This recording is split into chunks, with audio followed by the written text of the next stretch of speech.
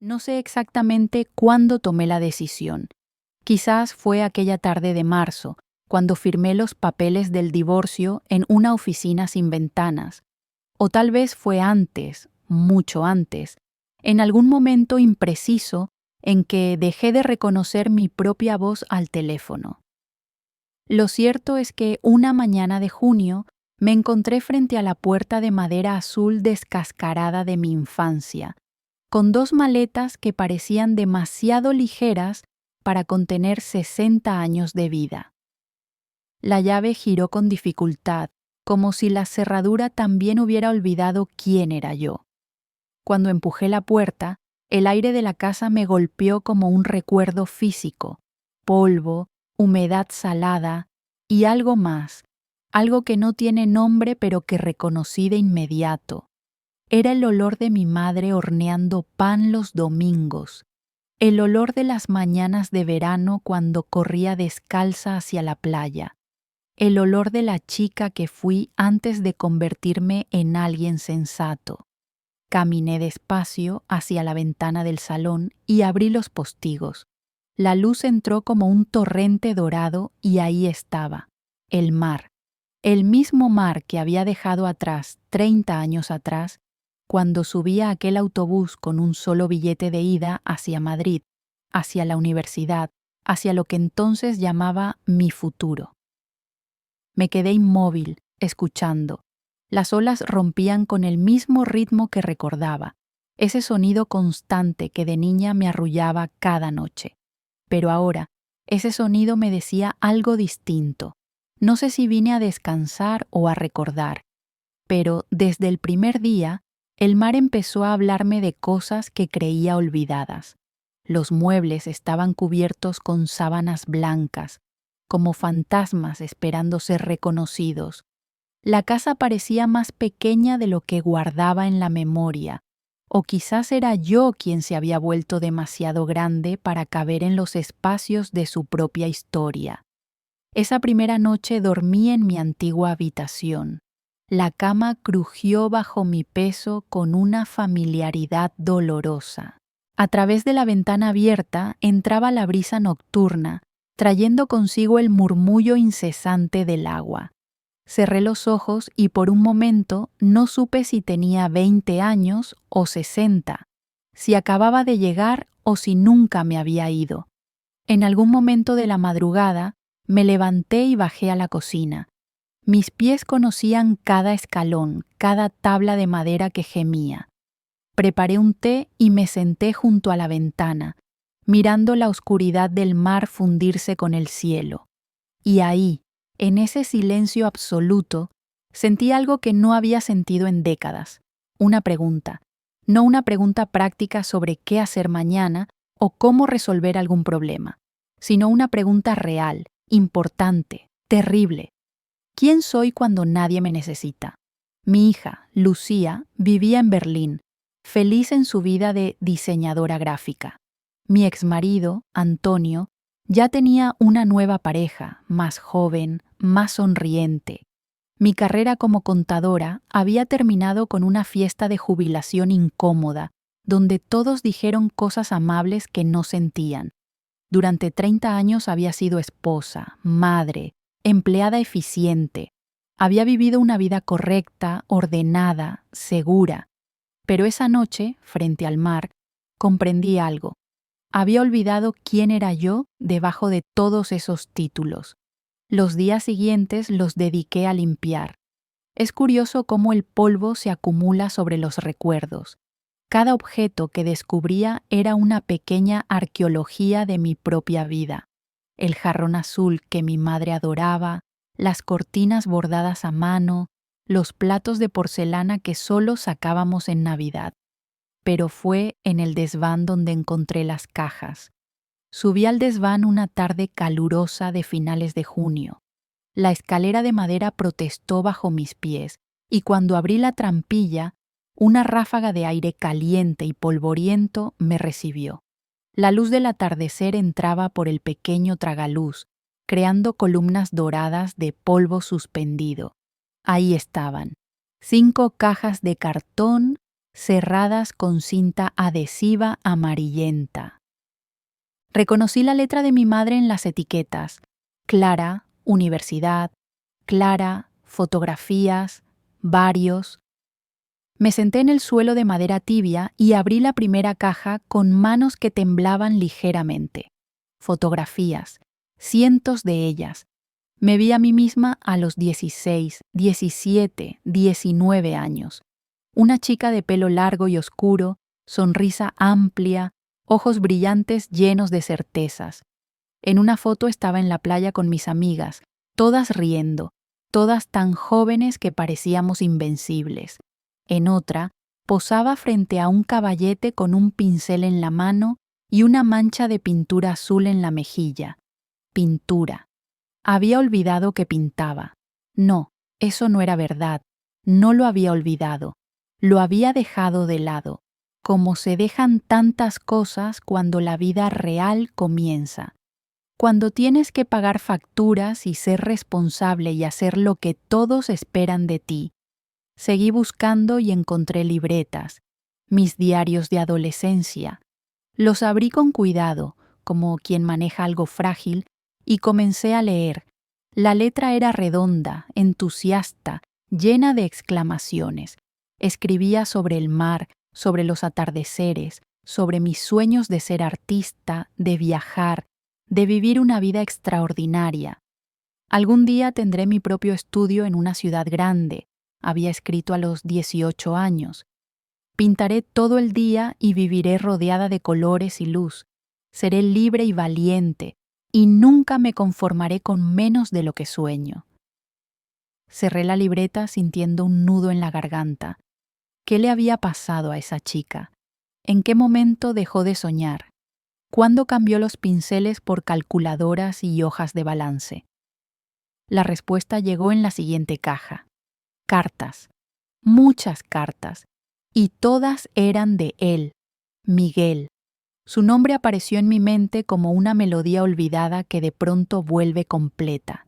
Miguel, con su pelo revuelto y sus ojos castaños que se arrugaban cuando sonreía. Miguel, que trabajaba en la librería de su padre y soñaba con tener su propia tienda de libros algún día. Miguel, que me esperaba cada tarde en el muelle y me leía poesía mientras el sol se ponía. Miguel, a quien dejé. Abrí una de las cartas. Estaba fechada un mes después de que me fuera a Madrid.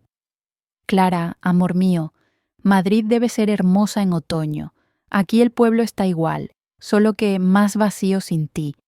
El otro día tu madre me preguntó por ti. Le dije que seguro estabas muy ocupada con tus clases.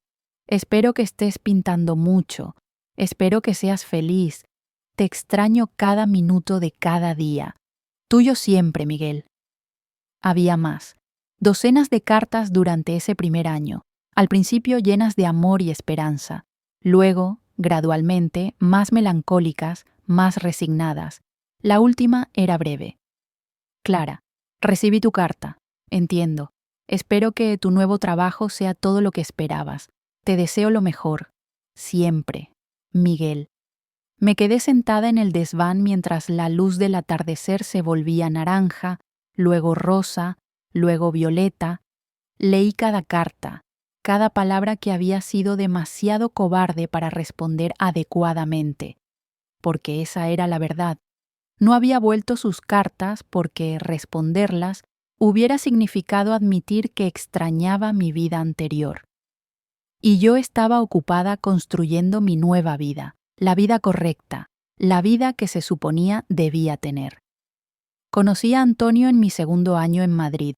Era estudiante de ingeniería, serio, confiable, con un plan de 5 años perfectamente trazado. Mis padres lo adoraron. Un buen hombre, decían. Alguien con futuro. Y tenían razón. Antonio fue un buen esposo, un buen padre. Nos casamos, compramos un apartamento, tuvimos a Lucía. Yo conseguí trabajo en una firma de contabilidad. Dejé de pintar porque no había tiempo. Dejé de escribir porque no había nada que decir. Dejé de ser Clara la soñadora y me convertí en Clara la sensata. No era tristeza lo que sentía, era una especie de vacío educado, como una sonrisa que aprendió a quedarse quieta. Los años pasaron en una rutina tranquila. Lucía creció. Antonio y yo nos hablábamos cada vez menos, hasta que nuestras conversaciones se limitaron a coordinar horarios y pagar facturas. No hubo peleas dramáticas, no hubo infidelidades escandalosas, solo un lento y silencioso apartarse, como dos ríos que alguna vez fueron uno y gradualmente encuentran caminos diferentes. Cuando Lucía se fue a estudiar a Alemania, Antonio y yo nos quedamos solos en el apartamento, mirándonos como extraños educados que comparten espacio. Fue él quien sugirió el divorcio, amablemente, casi con alivio. Creo que los dos merecemos ser felices, dijo. Asentí, porque tenía razón. Pero mientras firmaba los papeles me pregunté, ¿cuándo fue la última vez que fui realmente feliz? Ahora, sentada en el desván con las cartas de Miguel entre mis manos, empezaba a recordar. Los días siguientes desarrollé una rutina. Me levantaba temprano, preparaba café y salía a caminar por la playa antes de que el sol estuviera demasiado alto.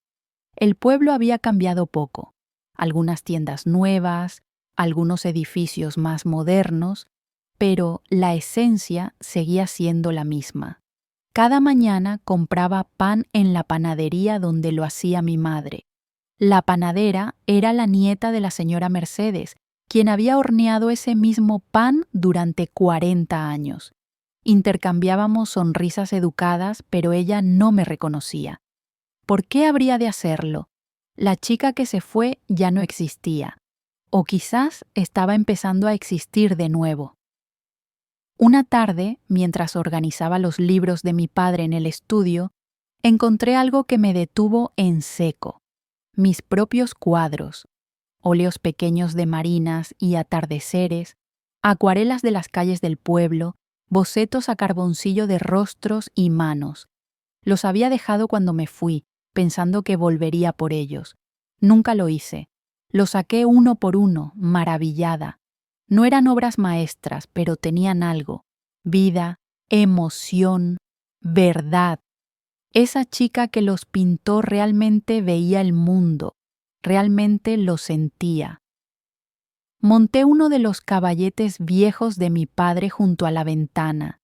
Encontré algunas pinturas secas pero aún utilizables, y una tarde, casi sin pensarlo, comencé a pintar de nuevo. Al principio mis manos se sentían torpes, como si hubieran olvidado el idioma de los pinceles, pero gradualmente, pincelada a pincelada, algo se despertó. Los colores en la paleta se mezclaban en tonos que no sabía que recordaba. El azul del mar, el dorado de la arena al atardecer, el blanco espumoso de las olas. Pinté durante horas, perdida en un estado que no experimentaba desde hacía décadas. Cuando finalmente dejé el pincel, el sol ya se había puesto. Miré el lienzo. No era perfecto, pero era mío. Era real. Lloré esa noche. Lloré por todos los años que no pinté. Lloré por la chica que fui y que abandoné. Lloré por la mujer que me convertí, que hizo todo bien, pero que se perdió a sí misma en el proceso. Pero también sonreí, porque estaba aquí, porque todavía podía sostener un pincel, porque tal vez, solo tal vez, no era demasiado tarde. Fue una mañana de julio, soleada y ventosa, cuando lo vi. Había bajado al pueblo para comprar más pinturas. Había una pequeña tienda de arte y papelería en la calle principal que recordaba vagamente. Mientras caminaba, observé cuánto había cambiado y cuánto seguía igual. El café donde solíamos tomar horchata ahora era una tienda de souvenirs. La plaza principal tenía nuevos bancos, pero los mismos árboles, ahora más grandes y frondosos. Y entonces vi la librería. No era la librería del padre de Miguel, eso lo supe de inmediato. Aquella había estado 2 calles más abajo y era pequeña y oscura. Esta era más grande, con escaparates amplios llenos de libros apilados artísticamente. Un letrero de madera tallada colgaba sobre la puerta. El faro de los libros. Algo me impulsó a entrar. Una campanilla tintineó cuando abrí la puerta. El interior olía exactamente como debe oler una librería, a papel viejo, café recién hecho y posibilidades. Las estanterías de madera llegaban hasta el techo, organizadas pero acogedoras. Había un rincón con sillones donde 2 personas leían en silencio. Música suave sonaba desde algún lugar, algo de piano, melancólico y hermoso. «Buenos días, ¿puedo ayudarla?», esa voz, más profunda, más cansada, pero inconfundible. Me volteé. Miguel estaba detrás del mostrador, con un libro abierto frente a él y lentes de lectura que no usaba antes. Su pelo, antes negro azabache, ahora era gris acero. Tenía arrugas alrededor de los ojos y la boca. Había ganado algo de peso, y su rostro mostraba el mapa de 60 años de vida. Pero sus ojos seguían siendo los mismos. Nos miramos durante lo que pareció una eternidad, pero probablemente fueron solo segundos. «¿Clara?», su voz sonó incrédula. «Hola, Miguel». Mi propia voz salió apenas como un susurro. Se quitó los lentes lentamente, como si necesitara verme mejor para creer que era real. Luego, casi imperceptiblemente, sonrió. No fue una sonrisa completa, sino más bien el inicio de una, como si sus labios hubieran olvidado cómo hacerlo completamente, pero estuvieran recordando. «Hace mucho tiempo», dijo finalmente. «30 años». 32. Lo dijo sin reproche, solo como un hecho. Nos quedamos ahí, separados por el mostrador y por décadas de silencio. Había tanto que decir que no sabía por dónde empezar. Le preguntaba cómo estaba, le explicaba por qué había vuelto, le pedía perdón por las cartas que nunca respondía adecuadamente. «¿Café?», preguntó él, salvándonos a ambos de la incomodidad. «Me encantaría». Preparó 2 tazas en una pequeña cafetera detrás del mostrador. Sus movimientos eran lentos, deliberados. Le temblaban ligeramente las manos. Me preguntó si era por la edad o por los nervios. Nos sentamos en los sillones del rincón de lectura. Los otros clientes se habían ido, dejándonos solos con el tic-tac de un reloj de pared y el murmullo distante del mar que se colaba por las ventanas abiertas. «Así que volviste», dijo, sosteniendo su taza con ambas manos. «Mi madre murió hace 2 años, dejó la casa. Yo me jubilé, me divorcié, necesitaba un cambio». Asintió como si entendiera todo lo que no estaba diciendo. «Lo siento, por tu madre. Siempre fue muy amable conmigo. Ella te apreciaba mucho. ¿Y tu hija? Lucía, ¿verdad?». Me sorprendió que recordara su nombre. «Sí, Lucía. Vive en Berlín. Es diseñadora gráfica. Está feliz allá». «Debe parecerse a ti, a la Clara que pintaba». Sentí un nudo en la garganta. «Yo dejé de pintar durante mucho tiempo». «Lo sé». Su voz era suave, sin juicio. «Tu madre me lo contó una vez. Le preocupaba que no fueras feliz». Bebimos nuestro café en silencio. No era un silencio incómodo, sino uno lleno de cosas no dichas que flotaban entre nosotros como polvo en un rayo de sol. «Esta librería», dije finalmente, «es hermosa. Siempre soñaste con tener una». Su sonrisa se amplió un poco más. «La abrí hace 15 años. Cuando mi padre murió, vendí la vieja librería y usé ese dinero para empezar de nuevo. Quería algo diferente, algo más mío». «El faro de los libros», me gusta el nombre. Los libros son como faros, ¿no crees? Te guían cuando estás perdido, te muestran que no estás solo en la oscuridad. Lo observé mientras hablaba. Tenía la misma pasión en los ojos cuando hablaba de libros, la misma intensidad tranquila que me había enamorado 30 años atrás. ¿Te casaste? La pregunta salió antes de que pudiera detenerla. Estuve casado, 10 años, no funcionó, sin hijos. Ella quería mudarse a la ciudad, yo no podía dejar esto. Hizo un gesto abarcando la librería, pero de alguna manera supe que se refería a algo más que los libros. ¿Y tú? ¿Fuiste feliz? Era una pregunta simple con una respuesta complicada. Fui muchas cosas, esposa, madre, contadora, hice todo bien, pero feliz. Hice una pausa, buscando las palabras correctas. No era tristeza, Miguel, era una especie de ausencia, como si hubiera puesto mi vida en piloto automático y olvidara apagarlo. Asintió, entendiendo sin necesidad de más explicaciones. ¿Y ahora? ¿Ahora eres feliz? Ahora estoy empezando a recordar quién era. Estoy pintando de nuevo. Estoy escuchando el mar. Me detuve, buscando sus ojos.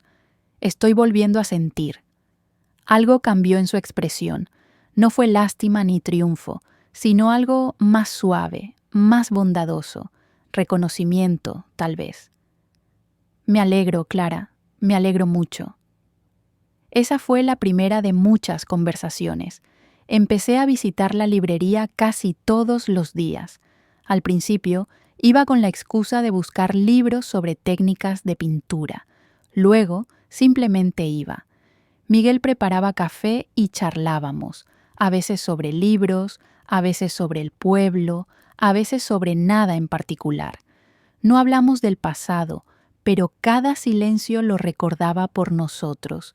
Aprendí cosas nuevas sobre él, que le gustaba levantarse antes del amanecer para caminar por la playa, que tenía un gato naranja llamado Cervantes, que reinaba sobre la librería como un pequeño monarca peludo, que leía poesía todas las noches antes de dormir, que su plato favorito seguía siendo el arroz al horno que hacía su madre. Él aprendió cosas sobre mí también, que bebía demasiado café, que me frustraba cuando una pintura no salía como la imaginaba, que extrañaba a mi hija, pero me daba miedo llamarla demasiado seguido, que a veces me despertaba a medianoche sin saber bien dónde estaba, si en el pasado o en el presente. Una tarde, mientras hojeaba un libro de poesía de Pablo Neruda, Miguel dijo: «¿Sabes? Guardé todas tus cartas». Levanté la vista, sorprendida. ¿De verdad? Cada una, incluso las que solo decían «estoy bien, muy ocupada». Las leía cuando te extrañaba demasiado. Miguel, No. Levantó una mano suavemente. No necesitas disculparte. Hiciste lo que tenías que hacer, perseguiste tus sueños. Yo me quedé. No hubo villanos en nuestra historia, Clara. Solo dos personas que querían cosas diferentes. Pero nada. Fuiste valiente. Yo fui cobarde. Tú te atreviste a irte. Yo tuve miedo de dejarte ir. Sus palabras me rompieron algo adentro. Había cargado con culpa durante tanto tiempo, asumiendo que lo había lastimado terrible e imperdonablemente. Pero él lo había entendido. Quizás no de inmediato, quizás no sin dolor, pero eventualmente. ¿Fuiste feliz aquí?, pregunté en voz baja. ¿Alguna vez te arrepentiste de quedarte? Pensó por un largo momento, mirando por la ventana hacia el mar que brillaba bajo el sol de la tarde. Hubo momentos duros, admitió. Momentos en que me preguntaba qué hubiera pasado si hubieras sido más valiente, si te hubieras seguido a Madrid o te hubiera pedido que te quedaras. Pero luego miraba este lugar, estos libros, esta vida tranquila, y me daba cuenta de que yo también había elegido, y la mayoría de los días estaba en paz con esa elección. ¿Y ahora? Me miró directamente, con esos ojos que habían visto tanto y perdonado más. Ahora estoy contento de que hayas vuelto, no para cambiar nada, no para deshacer el pasado, solo para conocernos de nuevo, para ver quiénes somos ahora. Fue en ese momento cuando comprendí algo fundamental. No habíamos vuelto el uno al otro buscando romance o redención. Habíamos vuelto el uno al otro buscando testigos, alguien que recordara quiénes fuimos, que pudiera ver quiénes éramos ahora y que pudiera decir, sí, entiendo, yo también he viajado. Empezamos a hacer cosas juntos. Él cerraba la librería los lunes y nos íbamos a explorar calas escondidas que habíamos visitado en nuestra juventud. Yo llevaba mis materiales de pintura y él llevaba libros. Nos sentábamos en silencio, cada uno en su propio mundo, pero conscientes de la presencia del otro. Una tarde, mientras pintaba, lo escuché leer en voz alta, como solía hacer décadas atrás. Si no tuviera algo de poeta, no podría vivir en este mundo, y también, la poesía es un acto de paz. Levanté la vista. Estaba sonriendo, con el libro en sus manos y el viento despeinando su cabello gris. Neruda, dije. Siempre Neruda. Algunas cosas no cambian. Pero otras sí cambiaban. Yo estaba cambiando. Cada día que pintaba, cada conversación con Miguel, cada atardecer frente al mar, me sentía más completa, como si hubiera estado dividida en dos durante 30 años y finalmente estuviera convirtiéndome en una sola persona de nuevo. No era la chica que fui, tampoco era la mujer que había sido en Madrid. Era algo nuevo, algo que integraba ambas versiones y las transformaba en alguien más complejo, más real. Llegó agosto, y con él un calor denso que hacía que hasta el aire pareciera moverse en cámara lenta.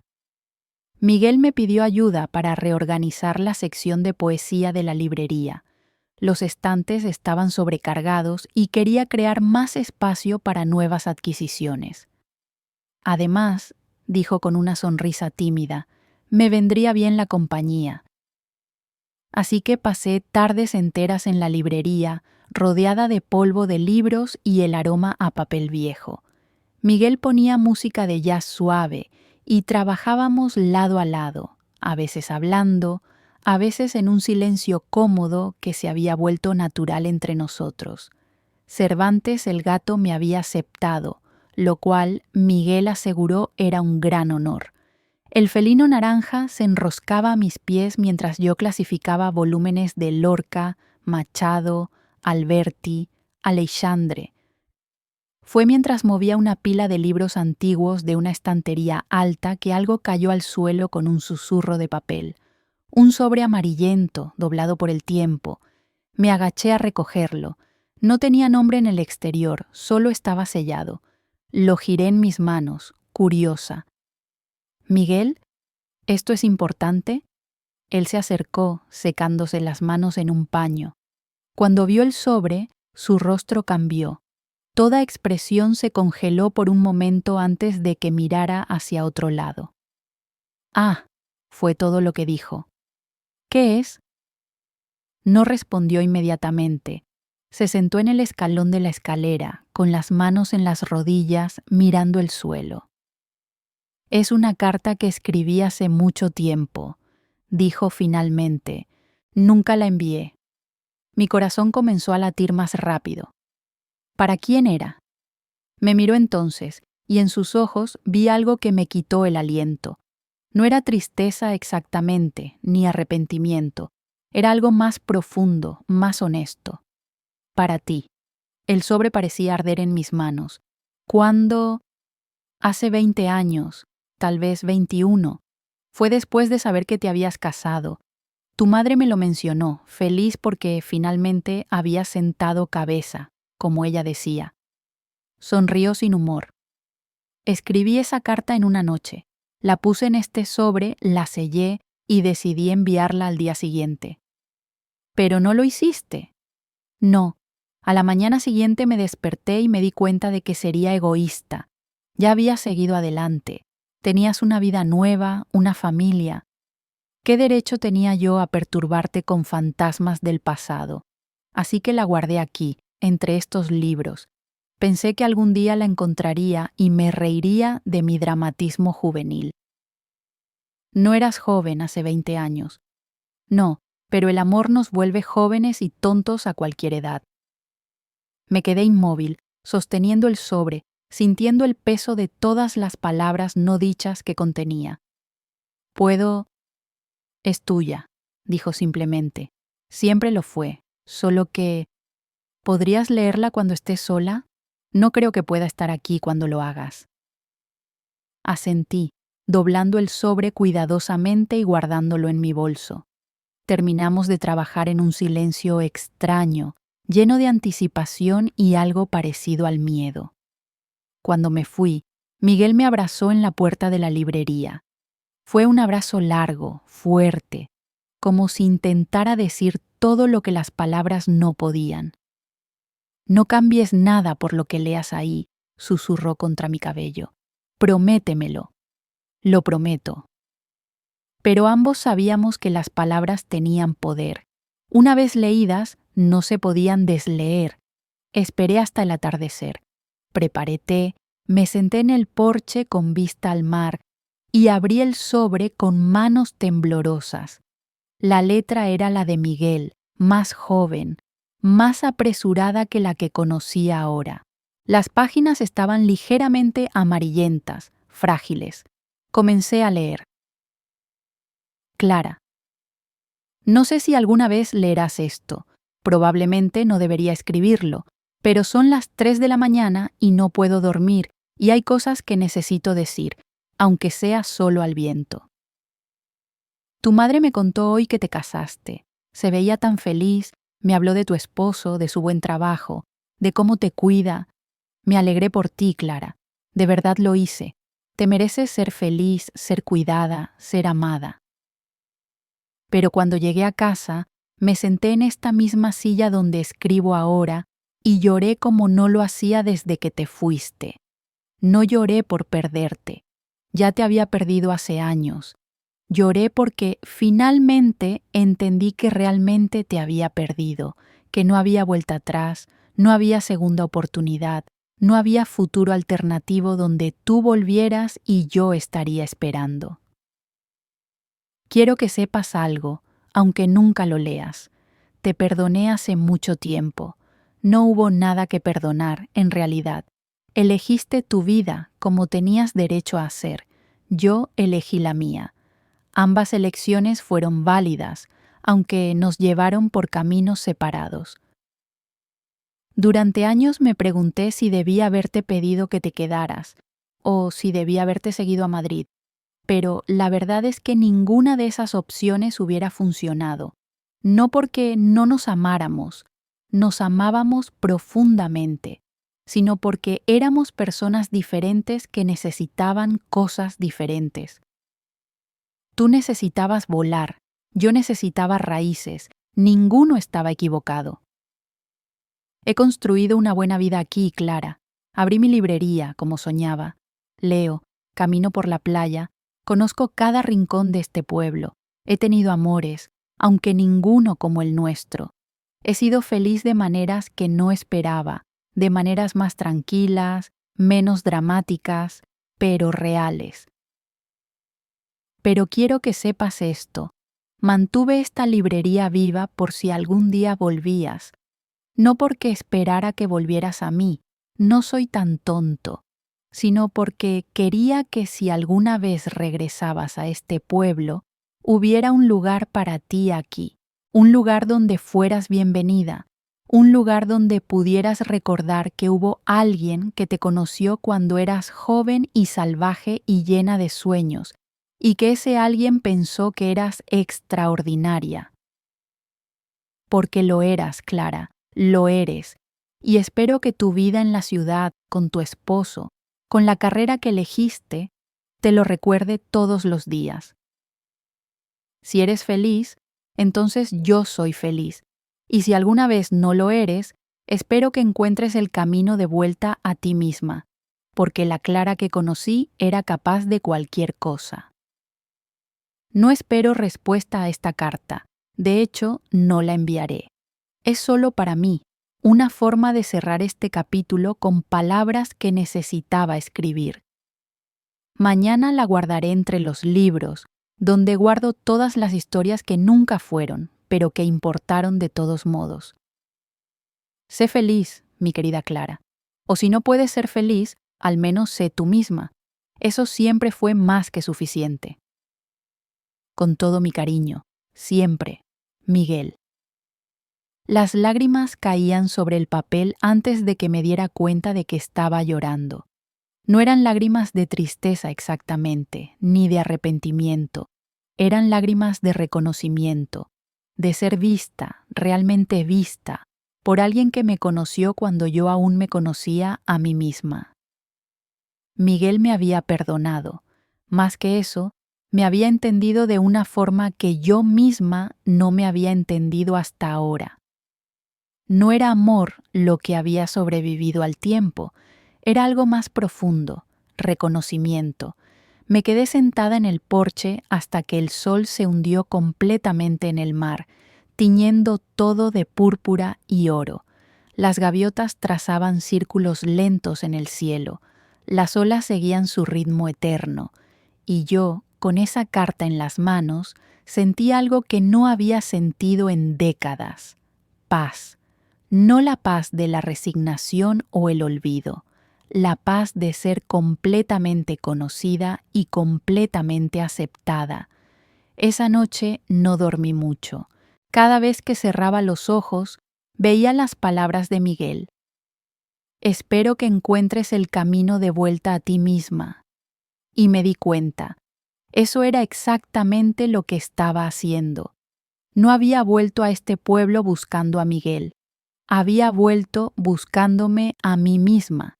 Él solo había estado aquí, pacientemente, guardando un espacio para cuando yo estuviera lista para encontrarlo. A la mañana siguiente fui a la librería temprano. Miguel estaba abriendo las ventanas, dejando entrar el aire fresco del mar. Cuando me vio, se quedó inmóvil. La leí, dije simplemente. Asintió, esperando. Miguel, gracias. ¿Por qué? Por esperarme, no a mí, la persona, sino por mantener vivo este lugar, esta posibilidad, por guardar un espacio donde yo pudiera volver a ser yo misma. Se acercó lentamente y tomó mis manos entre las suyas.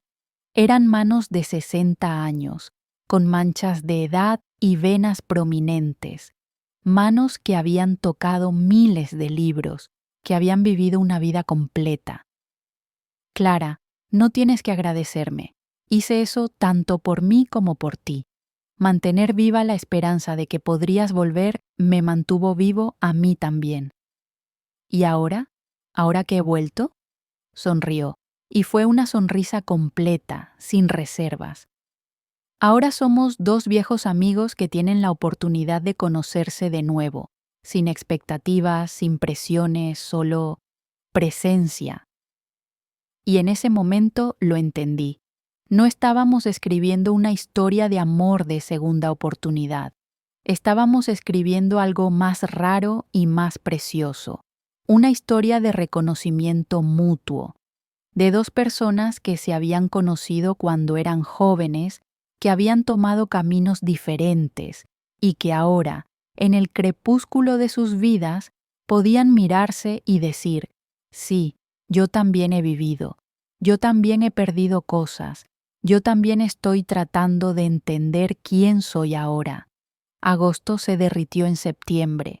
Las multitudes de turistas de verano se dispersaron, dejando el pueblo en su estado natural. Tranquilo, contemplativo, propio, Miguel y yo caímos en un ritmo que se sentía tan natural como las mareas. Yo pintaba por las mañanas en mi estudio improvisado junto a la ventana. Él abría la librería y atendía a sus clientes regulares, la mayoría de ellos mayores que nosotros, que venían más por la conversación que por los libros. Por las tardes, yo bajaba al pueblo y lo ayudaba en la librería, no porque lo necesitara, sino porque me gustaba. Me gustaba el silencio reflexivo del lugar, el olor a café mezclándose con papel viejo, la forma en que la luz de la tarde entraba por las ventanas y hacía que todo brillara dorado.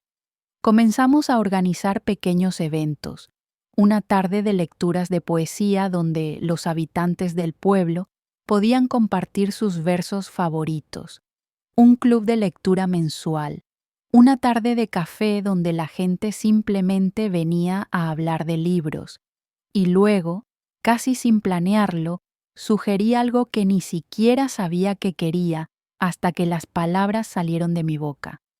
¿Qué te parecería si organizáramos talleres de arte? Podría enseñar dibujo y pintura básica, aquí en la librería o en algún otro espacio. Miguel me miró con sorpresa y luego con algo que solo puedo describir como orgullo. Clara, eso sería maravilloso. Hay un espacio en la parte de atrás que casi nunca uso. Tiene buena luz. Podríamos acondicionarlo. Así empezó.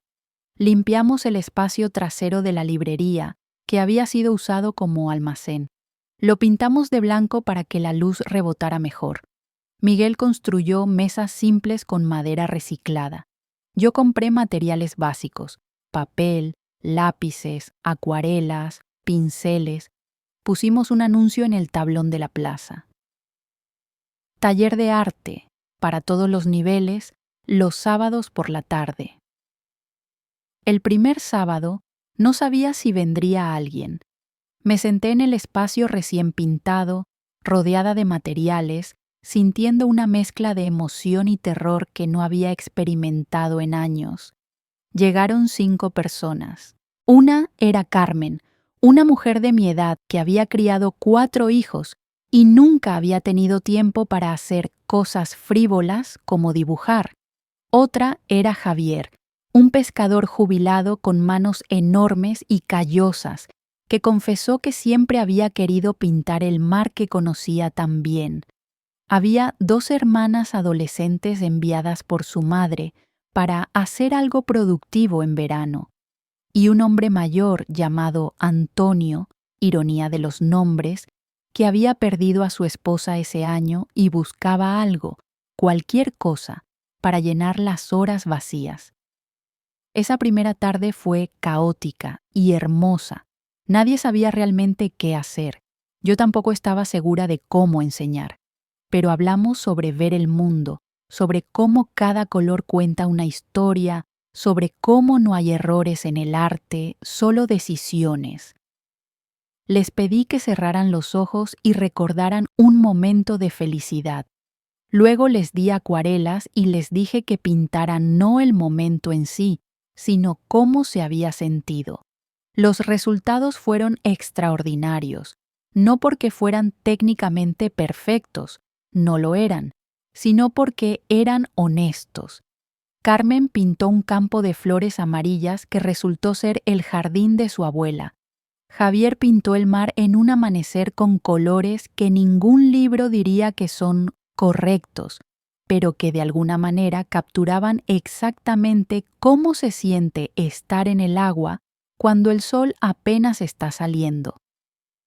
Las adolescentes, inicialmente reticentes, se perdieron en sus trabajos. Antonio pintó una mano sosteniendo otra mano, simple pero devastadoramente hermoso.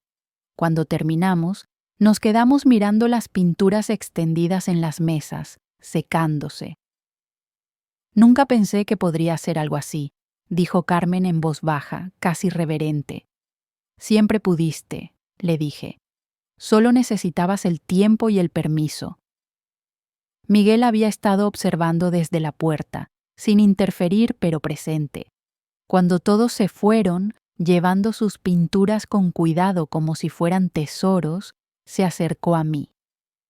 Esto es lo que debiste hacer siempre, dijo. ¿Qué quieres decir? Compartir esto, tu forma de ver el mundo, no solo en tus propios lienzos, sino ayudando a otros a descubrir la suya. Sus palabras me tocaron algo profundo. Tenía razón. Toda mi vida había pensado que si no era una gran artista, entonces no valía la pena. Pero aquí, en este pequeño espacio con estas personas comunes y corrientes, había encontrado algo más valioso: propósito. El taller creció. Cada sábado venían más personas. Algunos eran regulares, otros venían una vez por curiosidad y luego volvían. Compartíamos café y galletas. Hablábamos sobre arte y vida, que resultaban ser la misma cosa vista desde ángulos diferentes. Miguel a veces se unía a nosotros. No pintaba, insistía en que no tenía talento, pero leía poesía mientras trabajábamos.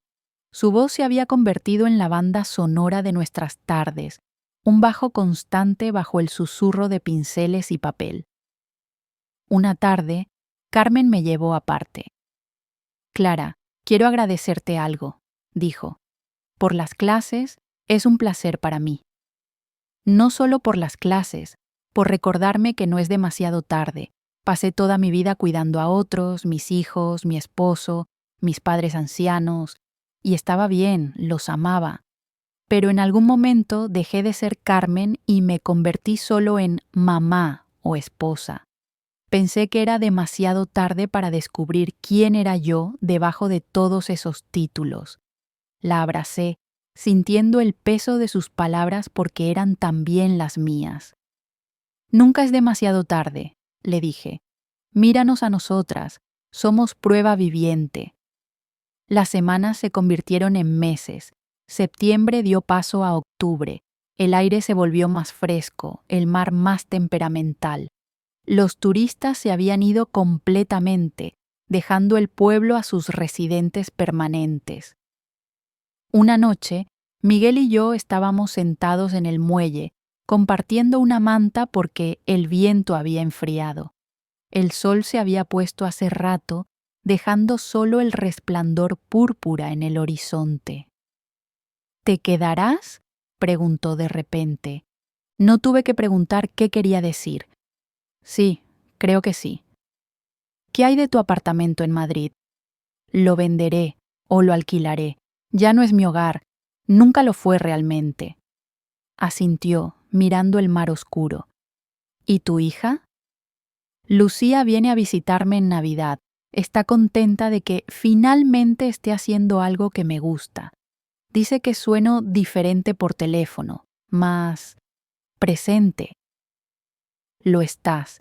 Estás más presente que cualquier persona que conozco».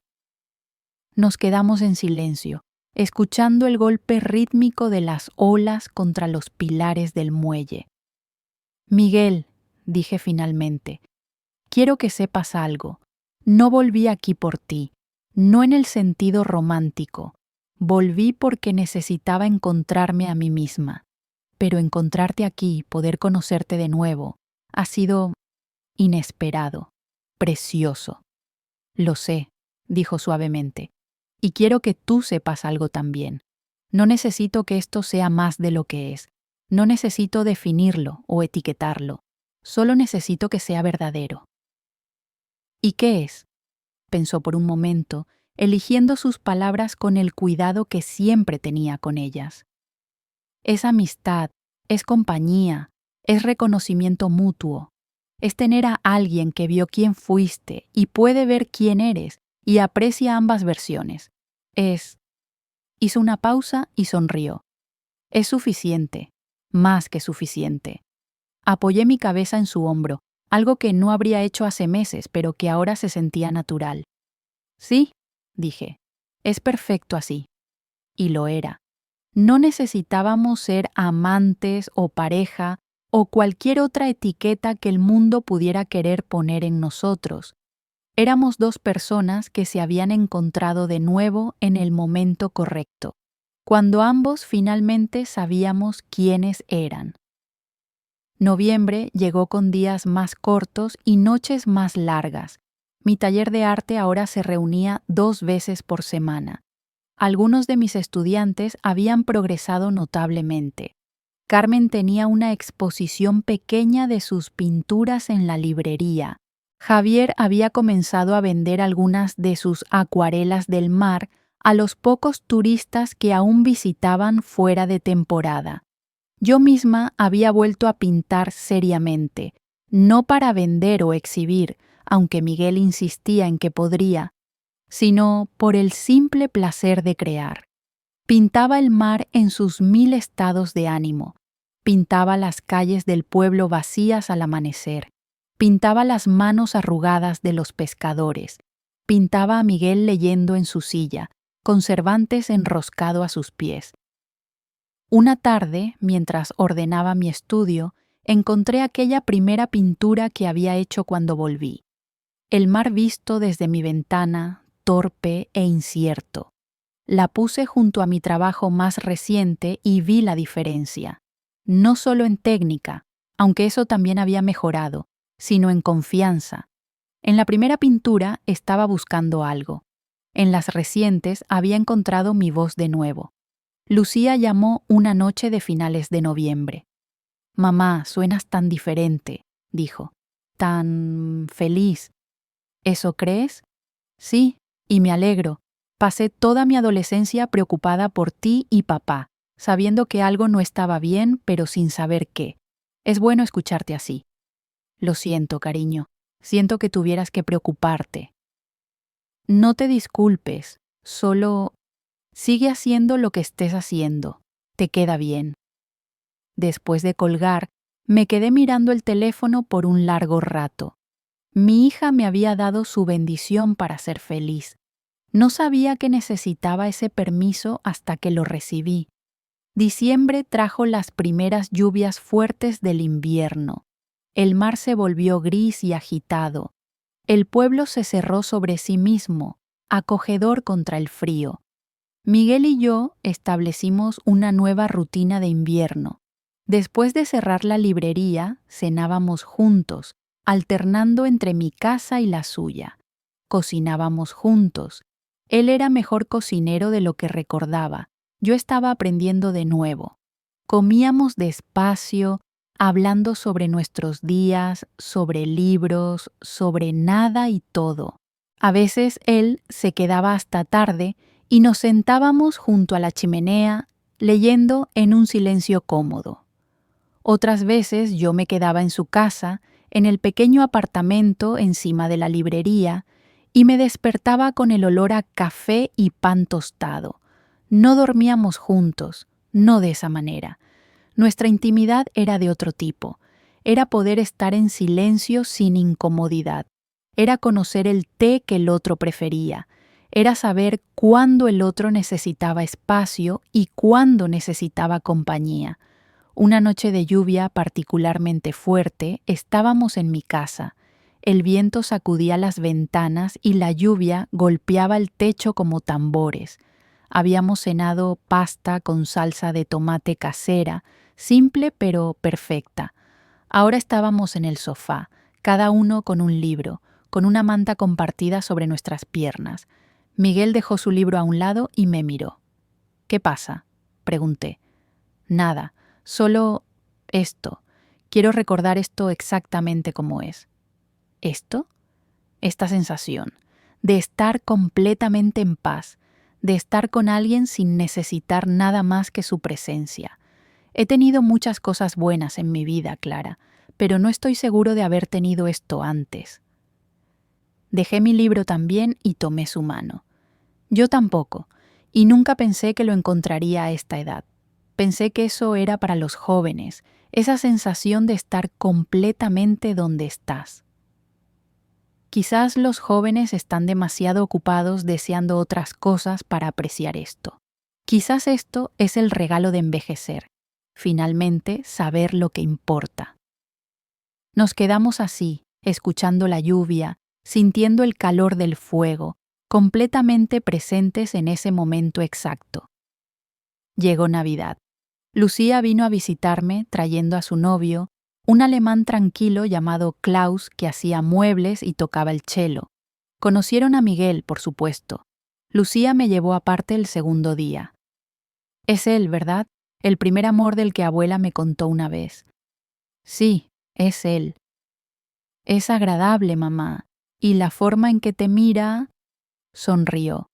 «Como si fueras un libro favorito que ha leído 1000 veces y aún encuentra cosas nuevas». Esa es una descripción muy poética. Heredé algo de ti, después de todo. Me abrazó. Estoy feliz por ti. No importa cómo lo llamen o qué sea. Estás feliz y eso es lo único que importa. Pasamos una Navidad tranquila pero alegre. Cocinamos juntos, caminamos por la playa vacía y fría, jugamos juegos de mesa junto al fuego. Klaus tocó el cello, melodías melancólicas y hermosas que parecían capturar perfectamente ese momento entre el año viejo y el nuevo.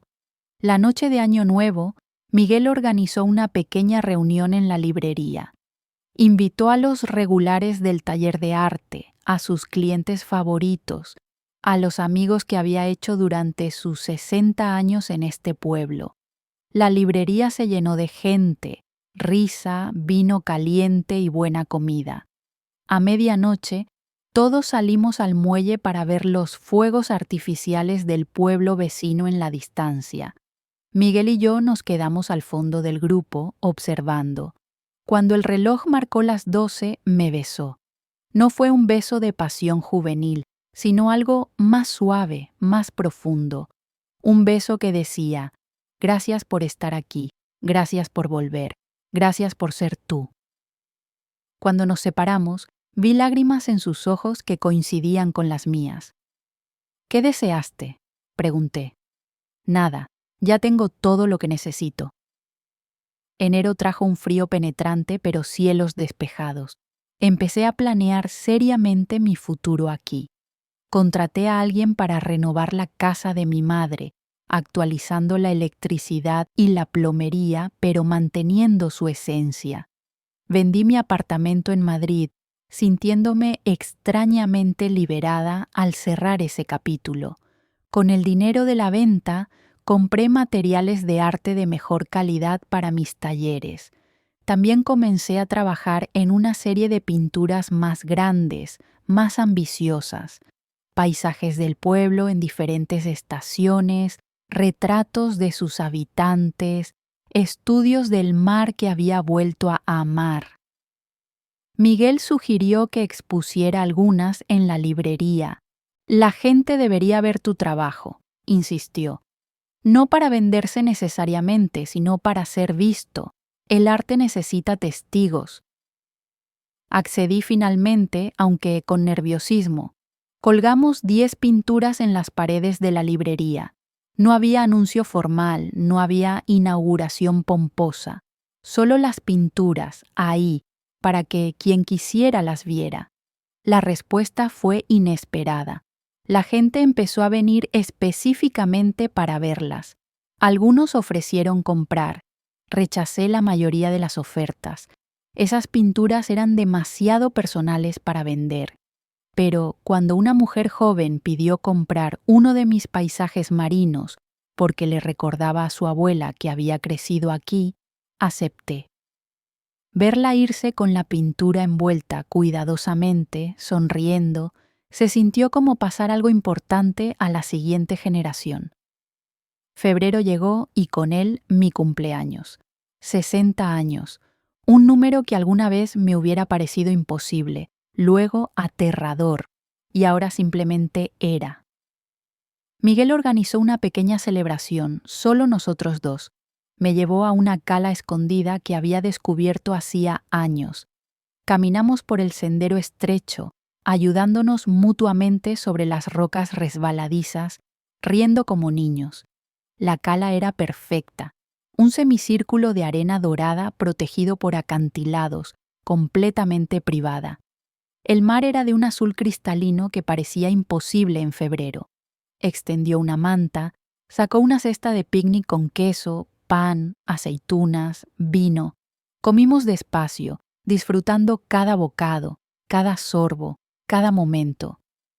«Tengo algo para ti», dijo finalmente, sacando un paquete envuelto en papel marrón.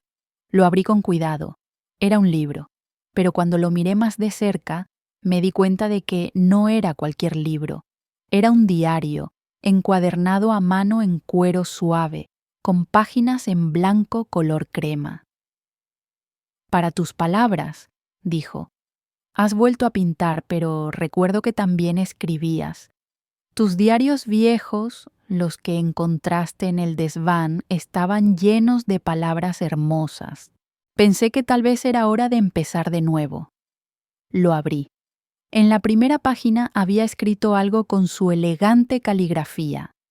Para Clara, que tuvo el valor de volver a sí misma. Que estas páginas contengan la historia de quién eres ahora.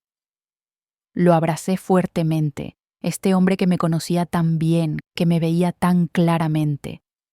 Gracias, susurré, por todo, por esto, por estar aquí, por nada, interrumpió gentilmente. Gracias a ti por volver, por darme la oportunidad de conocerte de nuevo, de conocerme a mí mismo de nuevo, a través de tus ojos. Nos quedamos en la cala hasta que el sol comenzó a descender. Yo saqué mi pequeña libreta de bocetos y dibujé el lugar. Miguel leyó, como siempre. Y en ese momento, en esa perfecta tarde de febrero, sentí algo que no había sentido en décadas, tal vez nunca de esta manera. Plenitud. No la plenitud de tener todo lo que siempre quise, sino la plenitud de ser exactamente quien era, donde estaba, sin desear ser otra persona o estar en otro lugar. Esa noche, en casa, abrí el diario que Miguel me había regalado. Tomé mi pluma y comencé a escribir. No volví para reencontrarme con él. Volví para recordarme a mí, y a veces eso también es una forma de amor. Me detuve leyendo las palabras. Eran verdaderas, pero incompletas. Añadí, pero lo que encontré fue más que amor. Encontré reconocimiento. Encontré testigo de quién fui, quién soy, quién estoy convirtiéndome. Encontré que nunca es demasiado tarde para volver a empezar, que la vida no termina a los 40 o 50 o 60, que cada día es una oportunidad para elegir de nuevo. Ahora es marzo.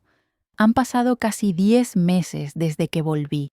La casa está renovada, pero sigue siendo mi hogar de infancia. Mi estudio está lleno de pinturas, algunas terminadas, otras apenas comenzadas. El taller de arte ha crecido tanto que Miguel y yo estamos considerando alquilar un espacio más grande. Pero esta noche estoy donde empecé, en la ventana de mi habitación, mirando el mar. La luna está casi llena, creando un camino plateado sobre el agua. Puedo oír las olas, ese sonido constante que me arrulló de niña y que ahora me acompaña en mi segunda juventud. Pienso en la mujer que llegó aquí en junio, con 2 maletas ligeras y un corazón pesado, que no sabía si venía a descansar o a recordar, que había perdido tanto, su matrimonio, su carrera, su sentido de identidad, que ya no sabía quién era sin esas etiquetas. Esa mujer ya no existe. En su lugar está alguien nuevo, alguien que integra a la chica soñadora que fue con la mujer responsable en que se convirtió, creando algo más completo, más real. He aprendido cosas este año. He aprendido que es posible volver a empezar, incluso cuando piensas que es demasiado tarde. Que los amores perdidos pueden transformarse en amistades profundas que son igual de valiosas, que nunca es demasiado tarde para tomar el pincel de nuevo, para escribir de nuevo, para soñar de nuevo. He aprendido que la felicidad no siempre es dramática, a veces es tan simple como café compartido en silencio, como el olor a sal marina, como pintar una tarde de sábado con personas que se están descubriendo a sí mismas. He aprendido que el hogar no es necesariamente donde creciste o donde viviste más tiempo. Es donde finalmente puedes ser quien realmente eres. Mañana, Miguel y yo iremos a caminar por la playa, como hacemos cada mañana. Compraré pan en la panadería. Trabajaré en mi nueva serie de pinturas. Por la tarde daré mi taller. Por la noche cocinaremos juntos. Es una vida simple. No es la vida extraordinaria que soñé a los 18, pero de alguna manera es mejor, porque es real, porque es mía, porque la elegí no desde el miedo o la obligación, sino desde el conocimiento profundo de quién soy y qué necesito. El mar sigue cantando su canción eterna, las estrellas brillan sobre el agua, y yo, Clara, a mis 60 años, finalmente estoy en paz, no porque haya encontrado todas las respuestas, sino porque he aprendido a hacer las preguntas correctas, no porque mi vida sea perfecta, sino porque finalmente es auténtica, no porque haya llegado a algún destino final, sino porque he aprendido a estar presente en el viaje. Cierro la ventana gentilmente y me alejo, sonriendo en la oscuridad. Mañana es un nuevo día, y por primera vez en décadas estoy ansiosa por vivirlo, no como la persona que otros esperan que sea, sino como yo misma, simplemente, completamente, gloriosamente yo misma. Y eso, he descubierto, es más que suficiente. Si te gusta la historia, comparte tus sentimientos en los comentarios. Suscríbete a nuestro canal para no perderte nuevas historias. Gracias por su apoyo. Ayuda al canal a desarrollarse.